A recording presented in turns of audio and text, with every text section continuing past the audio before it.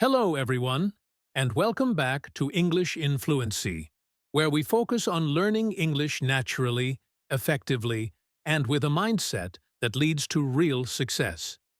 I am your host, Alex, and I am so happy you have decided to join me today for a very special, comprehensive session. Today, we are going to talk about something that every single language learner experiences but rarely talks about. It is that quiet, sometimes frustrating feeling that you are working hard but not moving forward. Have you ever felt like you are studying every day, listening to podcasts, reading books, and reviewing vocabulary, but when you try to speak, the words just do not come out? Do you ever look at your progress and feel like you are standing still? If you have ever felt this way, please do not worry, because you are in the exact right place today. We are going to explore the concept of slow but steady growth, and why the most important improvements in your English journey happen quietly, beneath the surface, where nobody else can see them yet. Before we dive deep into our stories and lessons today, I want to ask you a question. Imagine you are building a house. If you walk past a construction site every day for a month, you might see a big hole in the ground and lots of dirt, but you might not see a house. Does that mean the workers are doing nothing? No, absolutely not. They are building the foundation. They are placing the heavy concrete and steel deep underground to make sure the house does not fall down later. Your English learning is exactly like that foundation. Right now, you might feel like you are just moving dirt around, but actually, you are building something strong that will last for a lifetime. By the end of this episode, you will understand why silence is not a sign of failure, but a sign of deep growth. So, get comfortable, take a deep breath, and let's begin this journey together. To help us understand this idea better, I want to tell you a story about a man named Lucas. Lucas lived in a small village surrounded by green hills and open fields. He was known in the village as a man of great patience. One day, Lucas decided he wanted to grow a very special type of fruit tree in his garden. This tree was famous for having the sweetest, most delicious fruit in the world, but it was also famous for being very difficult to grow. Lucas went to the market and bought the seeds. He came home, prepared the soil carefully, removing all the rocks and weeds, and planted the seeds deep in the dark earth. He watered the ground. He made sure the sun could reach the spot. And then he waited. 1 week passed, and Lucas looked at the ground. There was nothing there, just brown dirt. 2 weeks passed. Still nothing. A month went by, and the ground looked exactly the same as it did on the first day. Lucas's neighbor, a man named Thomas, walked by the garden one afternoon. Thomas saw Lucas watering the bare dirt and laughed. He asked Lucas what he was doing watering the dirt when there was clearly no plant there. Thomas told Lucas that he was wasting his water and his time. He said that if a plant was going to grow, it would have appeared by now. But Lucas just smiled at Thomas. He did not get angry. He did not stop watering. He simply told Thomas that some things take time and continued his work. Another month passed, and then another. 6 months went by. To anyone looking at the garden, it seemed like Lucas had failed. There was absolutely no green shoot, no leaf, no sign of life. But Lucas knew something that Thomas did not know. Lucas knew that this specific tree focused all of its energy on growing roots first. Underground, deep in the dark where nobody could see, the seed had cracked open. It was sending out tiny white roots, pushing through the hard soil. looking for water and nutrients. The tree was growing, but it was growing down, not up. It was building a foundation so that when it finally decided to grow up toward the sun, it would be strong enough to hold heavy branches and delicious fruit. If the tree had grown up too fast without strong roots, the first strong wind would have blown it over. This story of Lucas and his tree is the perfect metaphor for your English learning. When you learn a new word, or when you listen to a podcast like this one, you are planting a seed.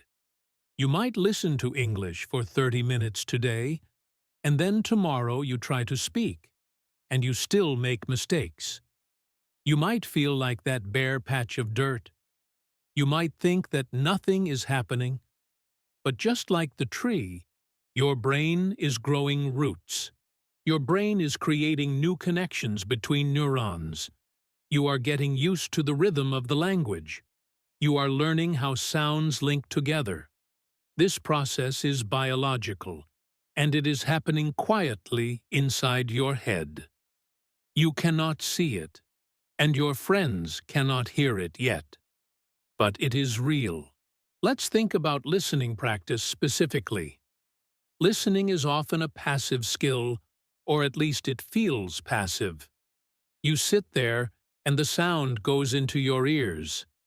Sometimes you understand, and sometimes you do not. When you do not understand, it is easy to get frustrated.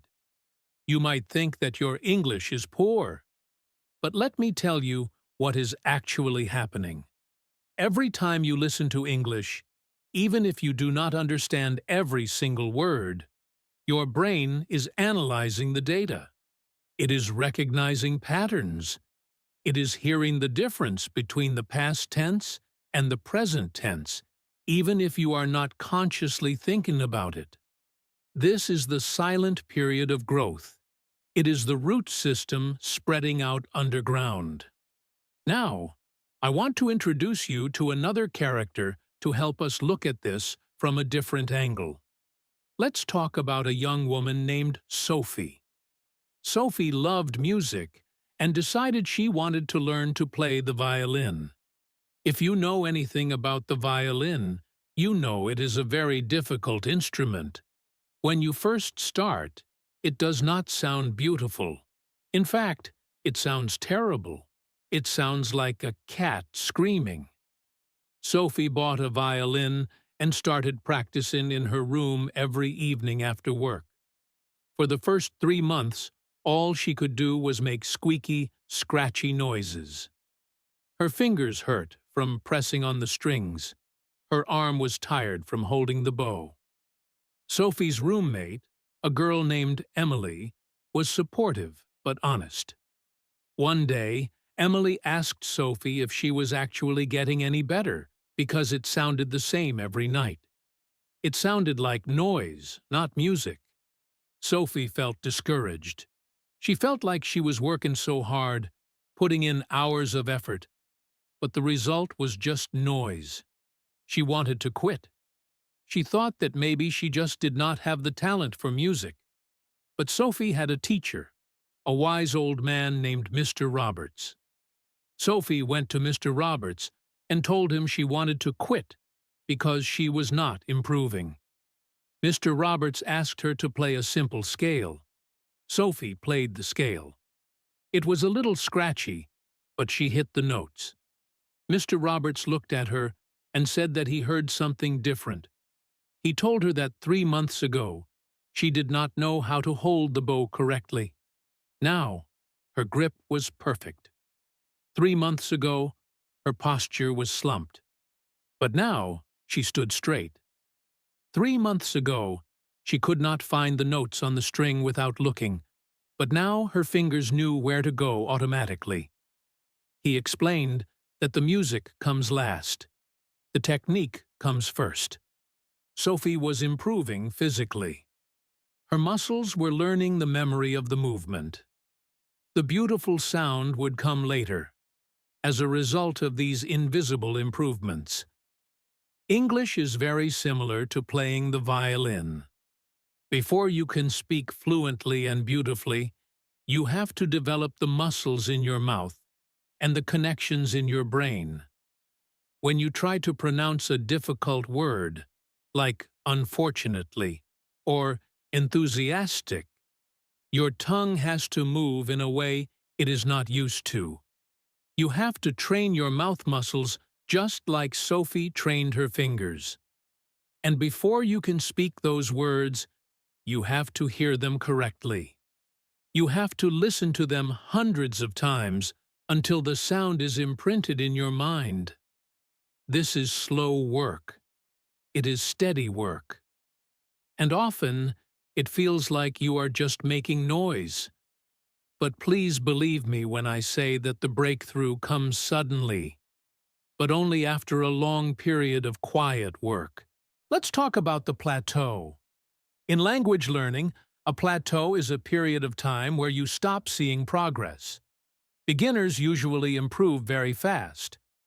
In the first few weeks, you learn to say, "Hello, my name is, I am hungry, and where is the bathroom?"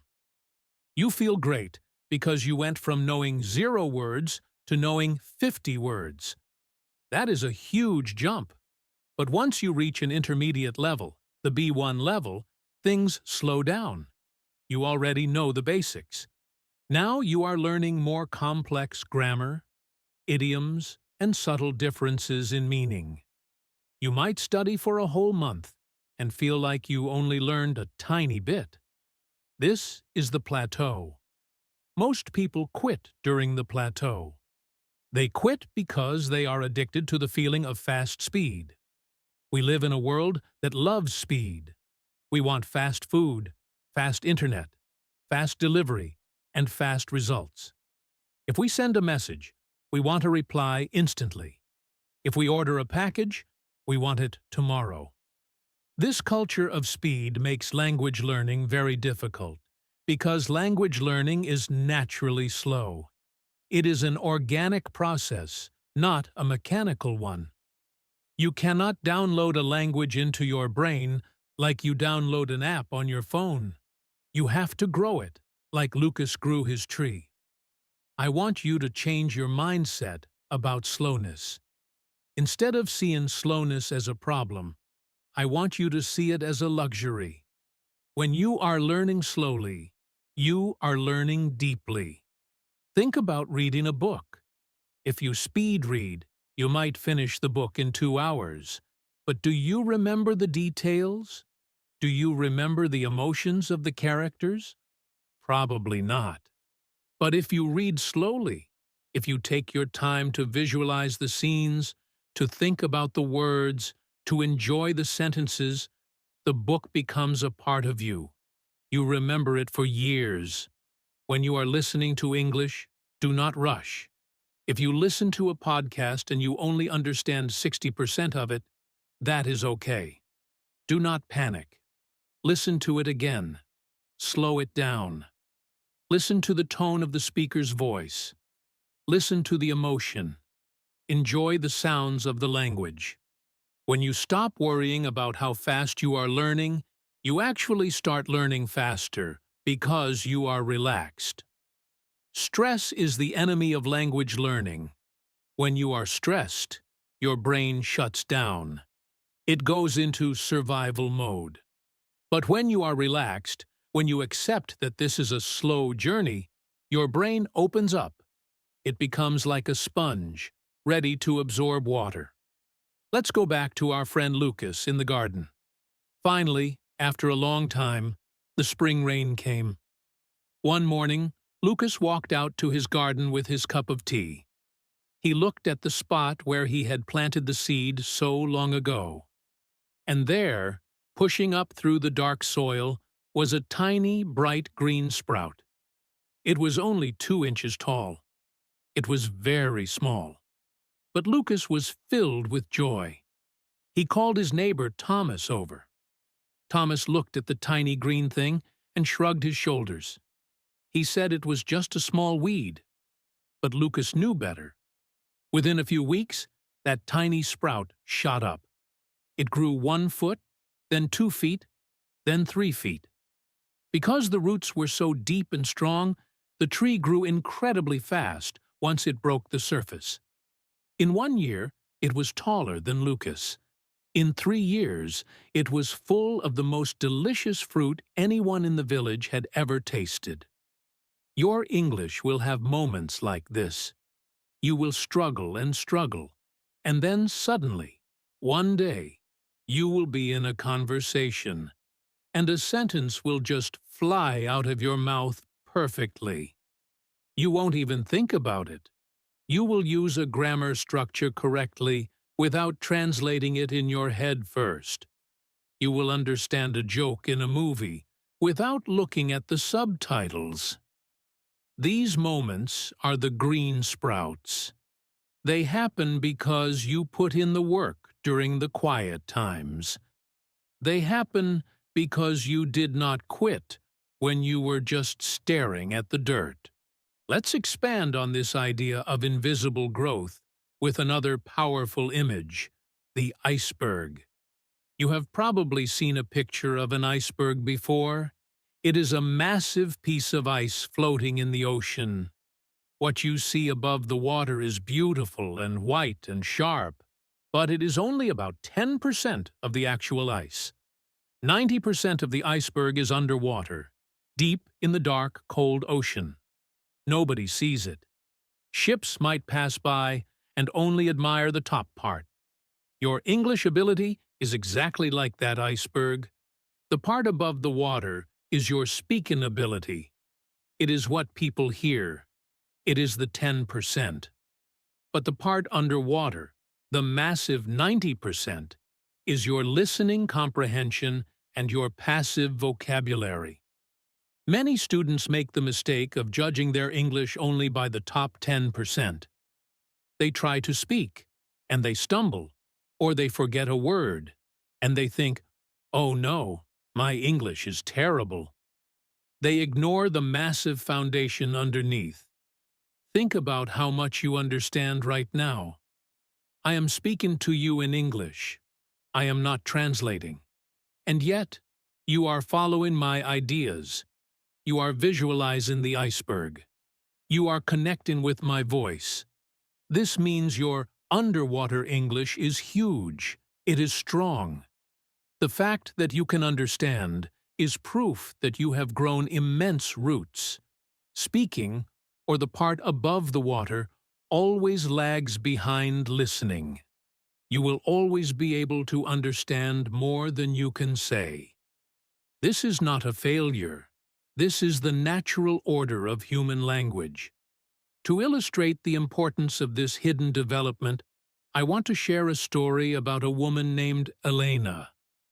Elena was a graphic designer who spent her whole life working on computers, but she always felt a desire to work with her hands. She decided to take a pottery class. She wanted to make beautiful vases and bowls out of clay. On her first day, the teacher gave her a wet, gray lump of clay and told her to put it on the spinning wheel.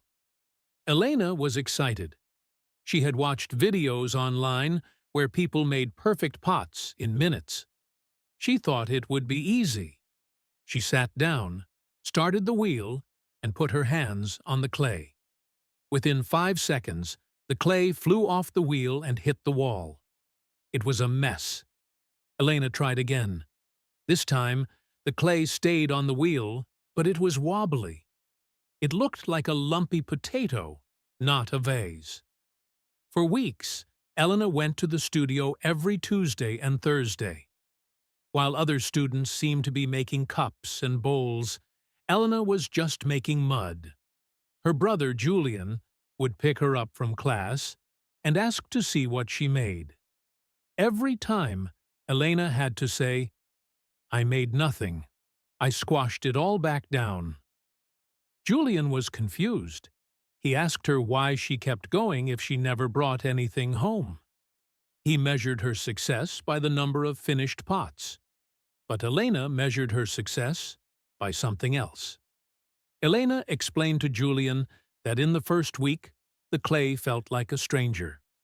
She didn't know how much pressure to apply.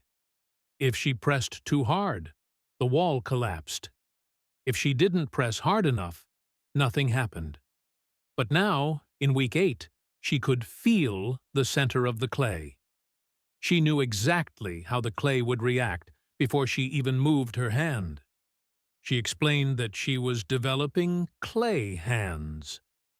Her fingers were learning a new language of touch. Even though she had 0 finished pots to show the world, her internal skill had grown by 100%.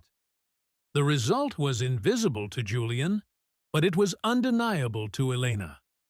Finally, in week 12, everything clicked. Elena sat down, closed her eyes, and centered the clay. Her hands moved confidently. In 10 minutes, she pulled up a perfect, symmetrical, tall vase. It was elegant and smooth. Julian was shocked. He asked how she got so good so suddenly. Elena smiled and said, "It wasn't sudden. It was happening every time I destroyed a pot." This story is about the feeling of English. Right now, you might feel like you are just making mud. You try to build a sentence, and it collapses. You try to have a conversation, and it gets wobbly. But every time you listen, every time you try, you are developing English hands. You are getting a feel for the language. You are learning that English has a rhythm, a bounce, a melody. You are learning that we don't say, "I have hunger." We say, "I am hungry." At first, you have to memorize this, but later, you just feel that "I have hunger" is wrong. It feels lumpy. This intuition is the most valuable thing you can possess. It takes a long time to build, and it happens silently. It happens when you are listening to a story and you suddenly predict what the speaker is going to say next. You didn't study for that. It just appeared because you have been handling the clay for months. Let's move on to another very important concept: the fog. Learning a language at the B1 level often feels like walking in a thick fog. You know you are moving, but you cannot see where you are going. You cannot see the destination. I want to tell you a story about a hiker named David. David was an adventurous young man who wanted to climb a famous mountain. The guidebook said the view from the top was spectacular. You could see the ocean and the whole city. David prepared his backpack and started hiking early in the morning. For the first hour, the weather was clear. He could see the path, the trees, and the birds. He felt great. But as he climbed higher, a thick gray cloud descended on the mountain. The fog became so dense that David could only see his own boots. He couldn't see the trees. He couldn't see the peak. He couldn't even see 10 meters ahead. He kept walking for 2 hours in this white nothingness. He started to feel anxious. His legs were burning. He was tired. And his mind started to play tricks on him. A voice in his head said, "Maybe you are lost. Maybe you are walking in circles. Maybe you are actually walking down, not up." David stopped. He sat on a wet rock. He was ready to turn back. What was the point of climbing if he couldn't see anything? Just then, he heard footsteps coming down the path. It was an old man, a local guide named Mr. Tanaka. Mr. Tanaka saw David sitting there, looking defeated. He asked David what was wrong. David said, "I am working so hard, but I have no idea where I am. I can't see the progress. I can't see the top." Mr. Tanaka laughed a deep, warm laugh. He said, "The mountain is still there, David. The mountain does not move just because you cannot see it. Your feet are still climbing. Every step you take raises you higher, whether the sun is shining or the fog is thick." Mr. Tanaka told David to stop looking for the view and start looking at the path directly under his feet. "Just focus on the next step," he said. "Do not worry about the summit. Just take one step." David took a deep breath and stood up. He stopped looking up and looked down. Step, step, step. He focused on the rhythm of his breathing. Step, step, step. He did this for another hour. Suddenly the air grew colder. The wind picked up, and in one instant David walked out of the top of the cloud. He was above the fog. The sky was a brilliant, shocking blue. The sun was warm on his face. He looked down, and he saw the white blanket of clouds below him, covering everything he had just climbed. He had reached the summit. He realized that the entire time he was in the fog, feeling lost and confused, he was actually making a straight line to the top. The B1 level is the fog. You are no longer a beginner, so the path isn't easy and clear. But you aren't an expert yet, so you can't see the full view. You are in the middle. It is gray. You might feel like you are walking in circles. You might listen to a podcast and feel like you learned nothing. This is when the anxiety sets in. Am I wasting my time? Will I ever be fluent? When these thoughts come, be like David. Stop looking for the summit. Stop looking for fluency. Just look at your feet. Just listen to the next sentence. Just learn the next word. Trust that the mountain is there. Trust that the process works. If you keep moving your feet, you will break through the clouds.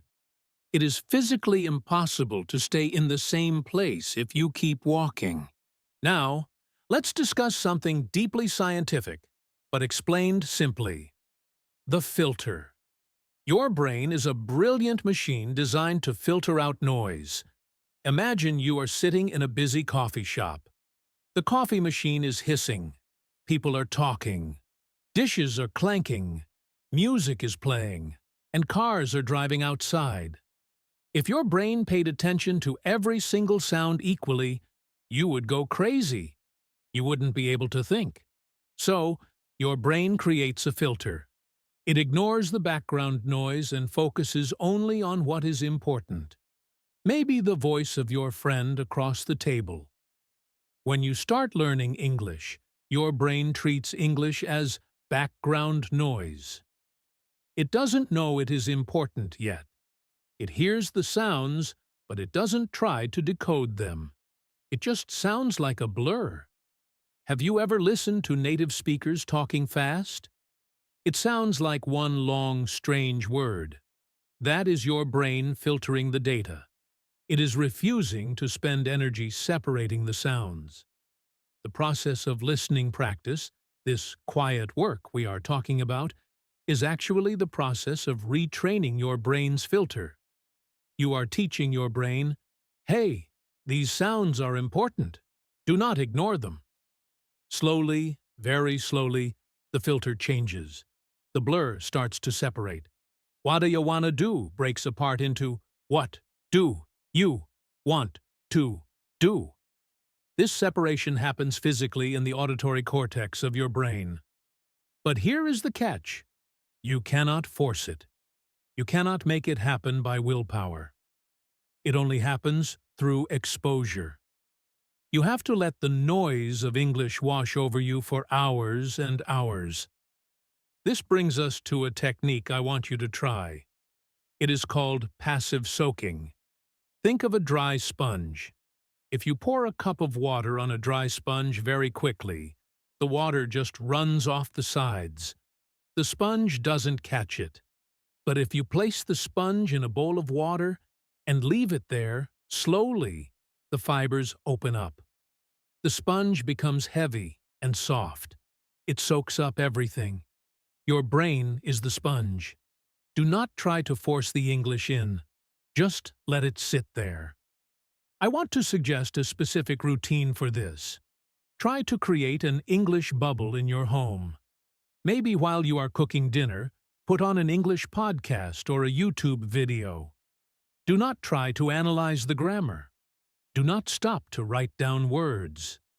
Just let the sound fill the room. Let the intonation of the voices mix with the sound of the onions frying in the pan. Let the rhythm of the English mix with the sound of the water running. You are telling your brain that English is a part of your environment. It is safe. It is normal. When your brain feels safe, it opens the filter. It starts to pick up words effortlessly. You might be chopping vegetables, and suddenly you hear the word absolutely, and you understand it perfectly without thinking. That is the sponge working. Let's talk about the fear of falling behind. In our modern world, we are obsessed with comparison. We open social media, and we see a video of a girl who says, "I learned English in 3 months," or a boy who speaks 8 languages perfectly at age 20. We look at them, and then we look at ourselves, and we feel a heavy stone in our stomach. We feel slow. We feel stupid. But I want to tell you the truth about these comparisons.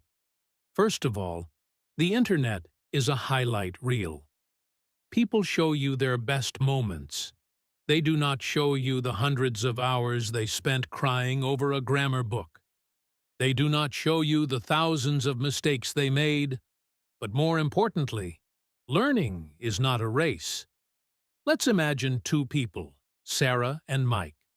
Sarah wants to learn English fast. She memorizes 1,000 words in 1 month. She forces herself to speak. She stresses out. She passes a test quickly, but she hates the process. She feels anxious every time she speaks. Mike, on the other hand, takes it slow. He listens to stories he enjoys. He doesn't worry about tests. He learns 1 word a day, but he learns it deeply. He connects the word to an emotion. 2 years later, Sarah might have stopped learning because she burned out. She was exhausted. But Mike is still going. Mike is now fluent, and he loves the language. He has built a relationship with English. The tortoise and the hare is a famous fable for a reason. Fast growth is often weak growth. I want to address a very specific emotion: frustration with your own mistakes. We have a character named Leo. Leo was a perfectionist. He hated making mistakes. If he said, "he go to the store," instead of "he goes to the store," he would beat himself up for hours. He would tell himself he was an idiot. Because of this fear, Leo stopped speaking. He became silent. He thought, "If I don't speak, I won't make mistakes." But by not speaking, he stopped learning. Leo's teacher gave him a jar and a bag of marbles. The teacher said, "Leo, your goal is to fill this jar with marbles, but you only get a marble every time you make a mistake." Leo was confused. He thought the goal was to avoid mistakes. The teacher said, "No, the mistake is the lesson. The mistake is the data point. If you don't make the mistake, your brain doesn't get the signal to correct itself. I want you to make 1,000 mistakes as fast as possible." This changed Leo's mindset. He started looking for mistakes. He would go out and speak, hoping to mess up so he could put a marble in the jar. "He go to the store. Ah, mistake. Yes, clink." He put a marble in. "She don't like apples. Ah, mistake. It doesn't." Clink. Another marble. Leo became a mistake hunter. And guess what happened? By the time the jar was half full, his English was excellent. He had stopped fearing the error and started using it as fuel. Let's go deeper into the biology of slow learning. There is a concept called myelination. Inside your brain, you have neurons. When you learn something new, a signal travels between neurons. At first, the path is like a dirt road. It is slow and bumpy. But every time you repeat that thought or that word, your brain wraps the neural pathway in a substance called myelin. Myelin is like insulation on an electrical wire. It makes the signal travel faster and smoother. Eventually, the dirt road becomes a superhighway. When you practice listening every day, you are adding layers of myelin to your English pathways. This process is biological. It takes time. You cannot rush biology. You cannot force a cut on your finger to heal faster by yelling at it. You just have to keep it clean and wait. Your brain is healing from the injury of not knowing the language. It is building the highways. So when you feel like you are slow, just remember, I am myelinating. You are physically upgrading the hardware of your brain. I want to start this next section by talking about the seasons. In nature, we accept that there is a time for everything. We have spring, when flowers bloom and everything is green and exciting. We have summer, when the fruit grows and the sun is hot. We have autumn, when the leaves turn gold and fall to the ground. And we have winter. Winter is cold. Winter is dark. In winter, the trees look like skeletons. They have no leaves, no fruit, and no flowers. If an alien came to Earth in the middle of winter and looked at a tree, they might think the tree is dead. They might say, "This thing is broken. It is doing nothing." But is the tree dead? No. The tree is very much alive. In fact, winter is the most important season for the tree. During winter, the tree pulls all its energy inside. It stops spending energy on leaves and flowers so it can heal its internal structure. It strengthens its core. It rests. Without the rest of winter, the tree would not have the energy to explode with life in the spring. If it tried to bloom all year round, it would exhaust itself and die. Your English learning has seasons too. You have your spring moments. These are the days when you feel motivated. You learn 10 new words, and you have a great conversation. You feel amazing. You think, I am finally doing it. Then you have your summer, where you are working hard and seeing results. But then, inevitably, comes the winter. This is the plateau. This is the time when you feel tired. You listen to English, and your brain feels full. You try to speak, and you feel slow. You might think, I am losing my English. I am getting worse. My dear friend, you are not getting worse. You are just in your winter. Your brain is tired of expanding, so it is consolidating. It is taking all the information you learned in the spring and summer and organizing it deep in your long-term memory. It is cleaning the house. This rest period is crucial. If you fight the winter, if you try to force yourself to be brilliant when your brain wants to rest, you will burn out. You will start to hate English.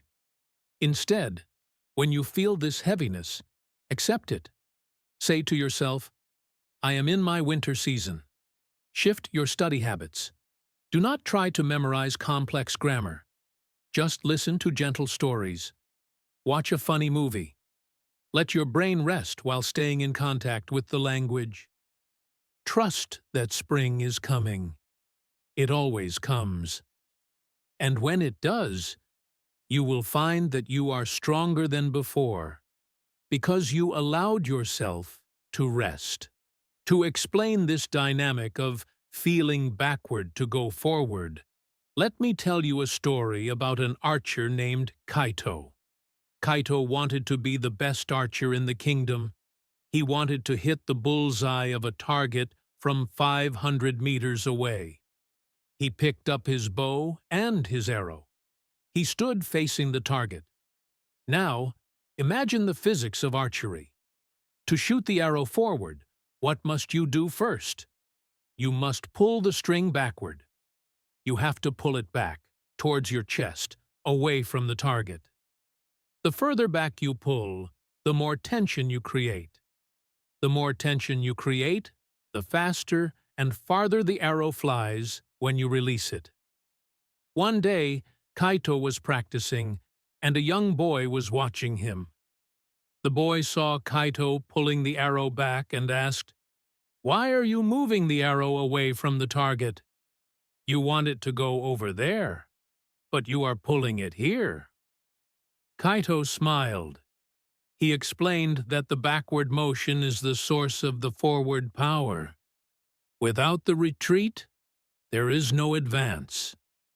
In your English journey, you will have days where you feel like you are being pulled backward.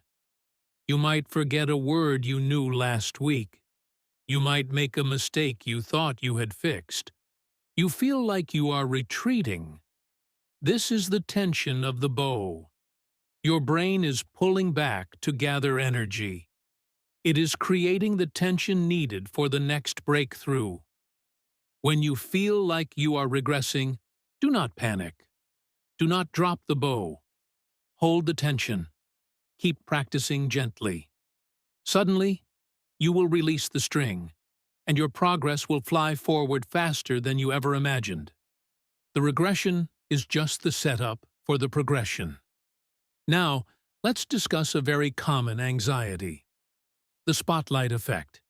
This is a psychological trick our brains play on us. Imagine you are in a dark theater. You are standing on the stage. A bright, hot spotlight is shining directly on your face. You can't see the audience, but you know they are all staring at you. You feel like they can see every sweat drop, every loose thread on your shirt, and every tiny movement. You feel exposed. This is how most people feel when they speak English. They feel like they are on a stage, and everyone, the native speaker, the teacher, the other students, is analyzing their every mistake. They think, if I use the wrong preposition, everyone will judge me. Everyone will remember that I made a mistake. I want to introduce you to a character named Sarah to illustrate this. Sarah was invited to a dinner party with some English-speaking friends. She was very nervous. She spent hours planning what she would say. She arrived at the party, and for the first hour, she was silent. She was afraid of the spotlight. Finally, she tried to tell a story about her cat. In the middle of the story, she meant to say, "My cat is scared of cucumbers," but she accidentally said, "My cat is married to cucumbers." It was a funny mistake. Sarah froze. Her face turned bright red. She wanted to disappear. She thought, "Oh my God, I am so stupid. They will think I am an idiot. I ruined the night." She went home and couldn't sleep. She replayed the mistake in her head 100 times. Married to cucumbers. Married to cucumbers. Why did I say that? 2 weeks later, she met one of the friends from the party, a man named Mark. Sarah apologized. She said, "I am so sorry about my English at the party. I was so embarrassed." Mark looked at her with a confused face. He asked, "What do you mean? Your English was fine." Sarah said, "But I said my cat was married to a cucumber." Mark laughed and said, "Oh yeah, I forgot about that. That was funny. But I mostly remember you telling us how you found the cat in the rain. That was a sweet story." Sarah realized something profound. Mark didn't care about the grammar. He didn't even remember the mistake until she reminded him. He remembered the emotion of the story. He remembered the connection. The spotlight effect was a lie. In reality, people are not thinking about you as much as you think they are. They are thinking about themselves. They are thinking about their own dinner, their own lives. When you speak English, they are not grading you. They are just trying to understand your message. They are your partners, not your judges. Let's move to a new metaphor. The weaver. Imagine a woman sitting at a large wooden loom. She is weaving a beautiful, complicated rug. She has thousands of threads of different colors: red, blue, gold, green. If you look at just one thread, it looks thin and weak. You can break it easily with your hands. If you look at the rug from 2 inches away, all you see is a mess of knots and strings. You cannot see the pattern. It just looks like chaos. The weaver works for months. She pushes the shuttle back and forth. Click, clack, click, clack. It is slow, repetitive work. She adds one thread at a time. To an observer, it looks boring. It looks like nothing is changing. But the weaver has the image of the final rug in her mind. She knows that every single thread, no matter how small, is necessary for the final picture. Your vocabulary words are the threads. When you learn the word however, it is just a thin, gray thread. It doesn't seem very powerful on its own. When you learn the past participle, it is just another string. You are weaving them together day by day. Right now, you might be looking at your English from 2 inches away. You see the knots. You see the confusion.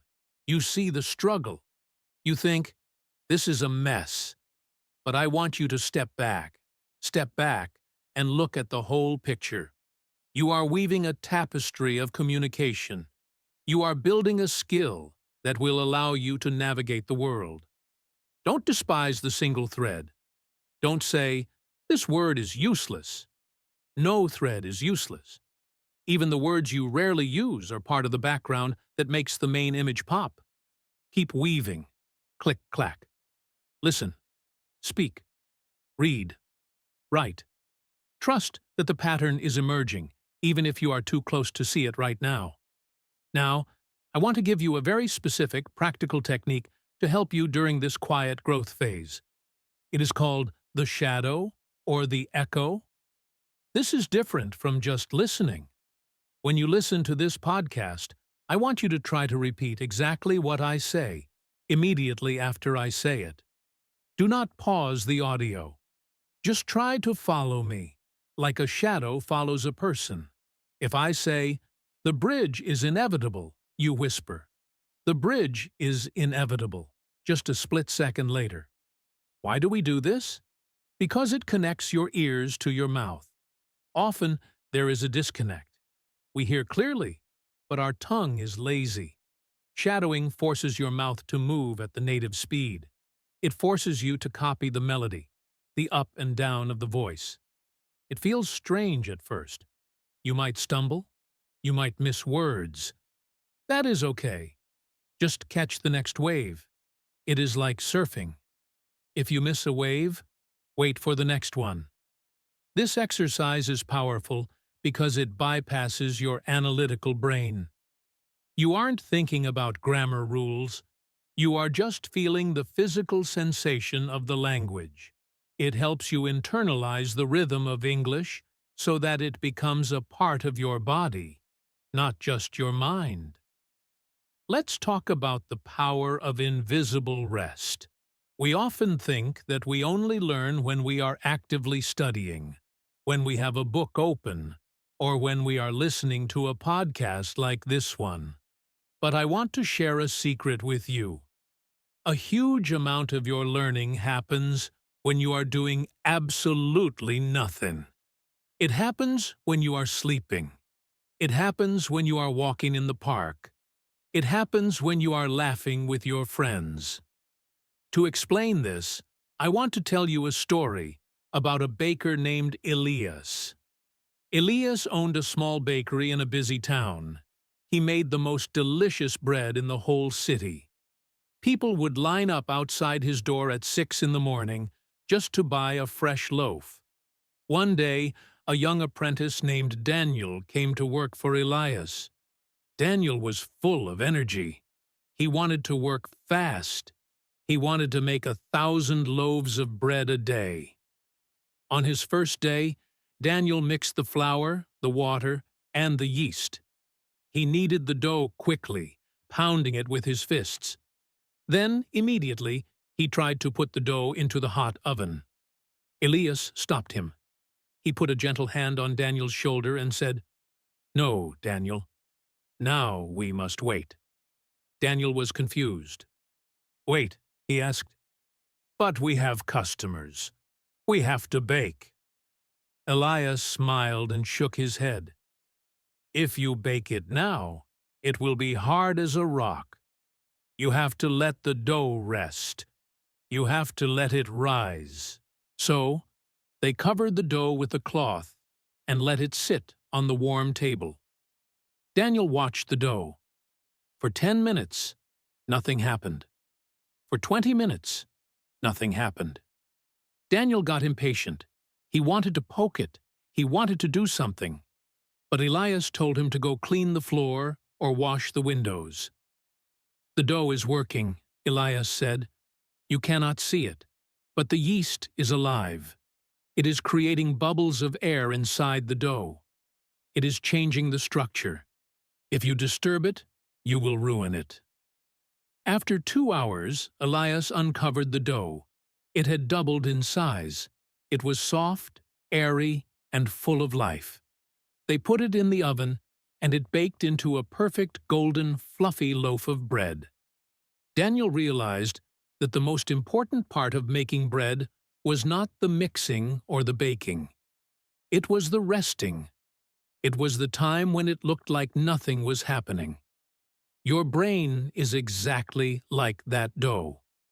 When you study English, you are mixing the ingredients. You are putting in the vocabulary, the grammar, and the sounds. That is the active work. But then you need to step away. You need to sleep. You need to relax. During this rest time, your brain acts like the yeast. It connects the new information with the old information. It organizes the files. It strengthens the memories. If you study for 10 hours straight without a break, you are like Daniel trying to bake the dough immediately. You will get a hard, dense result. You will feel stressed and stuck. But if you study for 30 minutes and then go for a walk, you are letting the dough rise. You come back, and suddenly, the words are there. The understanding is there. The growth happened in the silence. This brings us to the importance of sleep. Scientists have discovered that when we sleep, our brains replay the patterns we learned during the day. It is like a rehearsal. If you listen to this podcast and then go to sleep tonight, your brain will listen to it again while you are dreaming. It will cement the knowledge into your long-term memory. So, please, never sacrifice your sleep to study more. Sleep is studying. Sleep is the rising of the dough. I want to introduce you to another metaphor, the jigsaw puzzle. Imagine you buy a puzzle with 1,000 pieces. You pour the pieces out onto the table. It is just a pile of cardboard shapes. You have no idea what the picture is. You look at the box, and you see a beautiful landscape with mountains and a lake. That is your goal. Fluency. But right now, you just have a mess of pieces. How do you start? Do you try to force 2 random pieces together? No. You look for the corners. You look for the straight edges. You build the frame first. In English, the frame is the basic grammar and the most common words. You learn I am, you are, he goes. You learn house, car, food. You build the border of the puzzle. Once the border is done, you start filling in the middle. But here is the frustrating part. You don't fill it in a straight line. You might find a piece of a blue sky, and then a piece of a green tree, and then a piece of a red boat. They don't connect yet. You have these little islands of pictures floating in the middle of the table. You might feel like you are not making progress because the picture isn't complete. You might say, I know words about cooking, and I know words about travel, but I can't connect them. This is normal. This is how the brain learns. We learn in clusters. We learn in islands. You are building a little island of fluency here and another one there. For a long time, they are separate. But one day, you find that one magic piece, that one connecting word or grammar structure that links the sky to the mountains. Snap. Suddenly, the two islands become one big continent. Right now, you might feel like your English is full of holes. You understand some things, but not others. Do not worry. You are just collecting pieces. Keep putting them on the table. Keep looking for the connections. Eventually, the picture will become clear. You don't have to force it. You just have to keep turning the pieces over and trying them out. Let's talk about a character named Oliver. Oliver was a man who loved maps. He wanted to explore a dense forest near his home. He bought a map, but the map was old and faded. Some parts of the map were blank. It just said, unknown territory. Oliver was afraid to enter the forest because of the blank spots. He thought he would get lost. He waited for years, hoping someone would give him a better map. Finally, his friend Maya said to him, Oliver, the only way to fill in the blank spots is to walk into them. Oliver was scared, but he agreed. He packed his bag and walked into the forest. When he reached the unknown territory, he looked around. He saw a river. He took out his pen and drew the river on his map. He saw a hill. He drew the hill. By walking through the unknown, he created the map. Learning English at an intermediate level is like walking into the blank spots on the map. You cannot learn everything from a textbook. The textbook is the old map. It shows you the main roads, but it doesn't show you the small paths. It doesn't show you the slang, the jokes, the way real people speak. The only way to learn those things is to walk into the conversation. You have to listen to real audio, even if you don't understand it all. When you hear a new word, you are drawing a new tree on your map. You are filling in the blank spots yourself. Let's talk about the plateau of latent potential. This is a fancy name for a simple idea. Imagine an ice cube sitting on a table in a cold room. The room is 25 degrees. You want to melt the ice. You heat the room up. It goes to 26 degrees. The ice is still solid. 27. Still solid. 28. 29. 30. 31. Nothing has changed. The ice looks exactly the same. You might think, my heating is not working. I am wasting energy. But then you go to 32 degrees, and suddenly the ice begins to melt into water. What happened?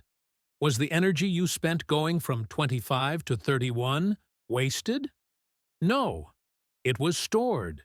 It was building up the thermal energy inside the ice until it reached the tipping point. Your English is the ice cube. You are heating it up every day with your listening practice. You might be at temperature 29 right now.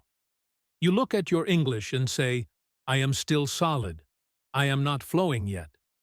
But you are just 1 degree away from the melting point. All the work you did yesterday, last week, last month, it is all stored inside you. It is raising the temperature. Do not quit at 31 degrees. Do not walk away just before the miracle happens. Keep applying the heat. The melt is inevitable. We have traveled through so many metaphors today. The bamboo, the stonecutter, the archer, the baker, the map maker.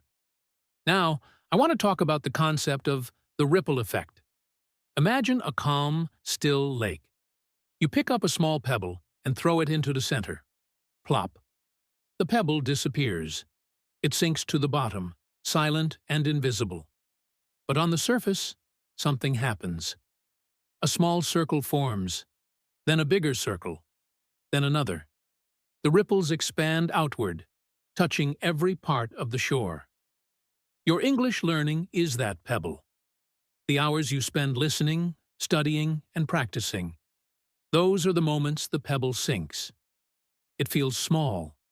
It feels like it disappears. But the ripples of this effort touch every part of your life. Learning English changes your brain structure. It improves your memory. It delays aging in the brain. It makes you a better listener in your native language because you are trained to pay attention. It makes you more empathetic because you understand the struggle of communication. But the ripples go further. They touch your career. Maybe one day you get a promotion because you can read a manual in English. They touch your family. Maybe you can help your children with their homework. They touch your travel. You can go to a new country and make a friend instead of just being a tourist. You are not just learning a language. You are expanding your entire existence. You are making your world bigger. The quiet work you do today creates waves that will wash up on shores you haven't even seen yet. I want to share a story about a man named Samuel. Samuel was a retired mechanic. He was 60 years old when he decided to learn English. His friends told him he was too old. They said, "You can't teach an old dog new tricks." But Samuel ignored them. He wasn't learning English for a job. He was learning because his granddaughter had married a man from Canada, and he wanted to speak to his new great-grandson. Samuel studied every day for 2 years. It was slow. He struggled with memory. He struggled with hearing. But he kept going. He kept watering his bamboo. Finally, the day came. His granddaughter visited with her baby. The baby was crying. The Canadian father was trying to calm him down. Samuel walked over. He looked at the father and said, in slow but perfect English, "May I hold him, please?" The father was surprised and smiled. "Of course, Samuel." Samuel took the baby. He rocked him. He whispered an English lullaby he had learned from YouTube. The baby stopped crying. That moment, that tiny, quiet moment, was the harvest. It was worth every hour of struggle. It was worth every winter season. Samuel didn't need to give a speech at the UN. He didn't need to write a novel. He just needed to connect with his family. His quiet growth built a bridge of love. Your goals might be different. Maybe you want to watch movies without subtitles. Maybe you want to read scientific papers. Whatever your goal is, remember Samuel. The value of the language is in the connection it creates. Let's integrate all the tools we have gathered. The bamboo tree. Have patience, trust the roots. The stone cutter. Keep hitting the rock, the break is coming. The iceberg. Remember that 90% of your skill is invisible listening. The weaver. Every word is a thread. Keep weaving the rug. The fog. Trust the path even when you can't see the destination. The flywheel. Keep pushing. Momentum is building. The seasons. Accept your winter rest periods. These are your mental weapons. Write them down. Put them on your wall. When you feel weak, look at them. Remind yourself of the truth. Growth happens quietly. I want to propose a 1-year challenge to you. Not a challenge to learn 1,000 words or to pass a test, but a challenge of consistency. Can you commit to listening to something in English for just 15 minutes a day, every day, for 1 year? No matter what. If you are sick, listen in bed. If you are busy, listen while you brush your teeth. If you are on holiday, listen on the plane. If you do this, just this one simple thing, I guarantee you that in 1 year, you will not recognize your own English. The compound effect will take over. The bamboo will shoot up. You will look back at this moment, listening to this script, and you will smile. You will realize that this was the moment you decided to trust the process. Imagine a jar of muddy water. If you shake it, it stays muddy. You can't see through it. But if you let it sit still, if you leave it alone, the mud slowly sinks to the bottom. The water becomes clear. Your mind is like that jar. When you stress, when you panic about your progress, you are shaking the jar. You are keeping the water muddy. But when you relax, when you accept the slow pace, when you trust the silence, the mud settles. The clarity comes. Let's practice this clarity right now. I'm going to stop speaking for just 5 seconds. In this silence, I want you to just breathe and feel proud of yourself. Did you feel that? That is the sound of no pressure. That is the sound of acceptance. That is the space where learning happens.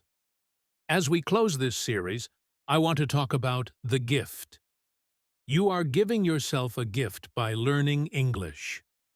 You are opening the door to the world's knowledge. Most of the internet is in English. Most science is in English. Most international business is in English.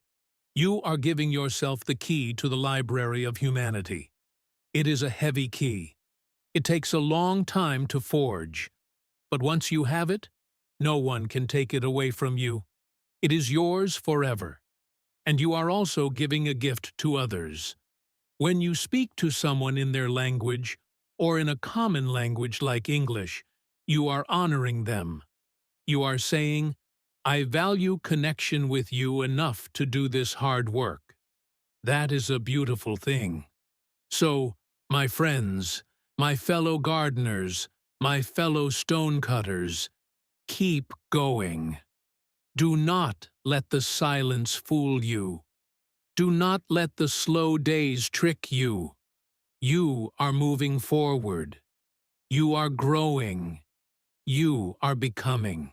Thank you so much for spending this time with me today on English in Fluency. If you found this episode helpful, if it made you feel a little less alone in your learning journey, please consider taking a moment to support the channel. You can do this by subscribing, so you never miss a lesson. You can leave a like to let me know you enjoyed the topic. And most importantly, I would love to hear from you in the comments section. Tell me about your own experience with the silent period. Have you ever felt stuck, only to suddenly improve later? Share your story with our community. Your story might be exactly what someone else needs to hear today to keep going. Share this video with a friend who is also learning English. Maybe they are feeling frustrated too, and this message could help them. Let's build a community of patient, steady learners who support each other. Remember, the tree that grows slowest often has the hardest wood and lives the longest. Be that tree. Until next time, keep listening, keep practicing, and keep believing in your slow, steady, and beautiful growth. I am Alex, and I will see you in the next episode. Take care, and goodbye for now.